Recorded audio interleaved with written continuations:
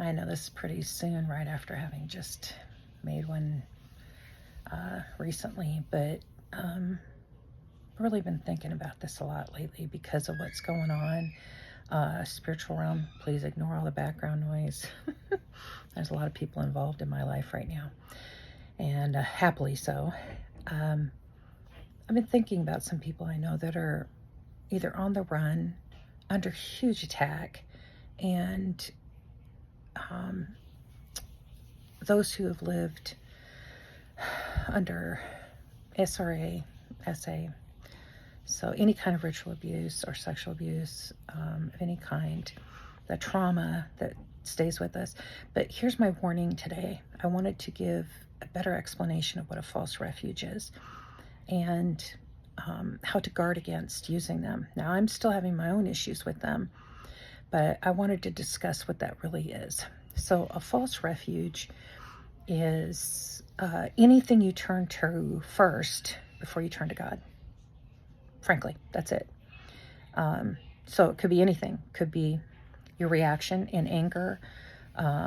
Even me, for sometimes being emotional and crying, being dramatic, feeling overwhelmed. Again, like I said, I'm still working on this. This is a work in progress here. But the reason is because if we are not hidden in the cleft, and you can see the book right here, Anne Hamilton's done a great job with Hidden in the Cleft, and it's very hard to get through in a lot of ways because we're always looking for a way to not go to God first. I don't know why that is. It's very frustrating to me because I keep thinking about, we know He's kind, He's loving, He has all the answers. He is for us, not against us. And yet, why is it? Why do we want to give up those false refuges? Sometimes it's addictions. Sometimes we like, they're comforting, whatever we've come up with, vernacular wise or excuse wise. But I would like to say that the peace you're looking for, the healing you're looking for, the truth you're looking for is not found in any of those places. And in case you've noticed, I'm sure you have, that the clamor, the noise, the chaos is ratcheted up to a degree right now that it is so hard to hear, to think, to proceed, to live the way you want to live, to have that, what is that, the peace beyond all understanding. So how do you have that? And it's not a formula. It's not a task. It is literally your relationship with God. It truly is. And I know you're probably tired of hearing all that, but that's really what this is all about.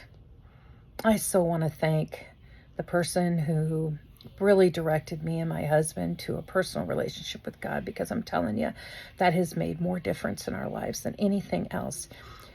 And God's constantly calling us to that, right? But we still do it on our own.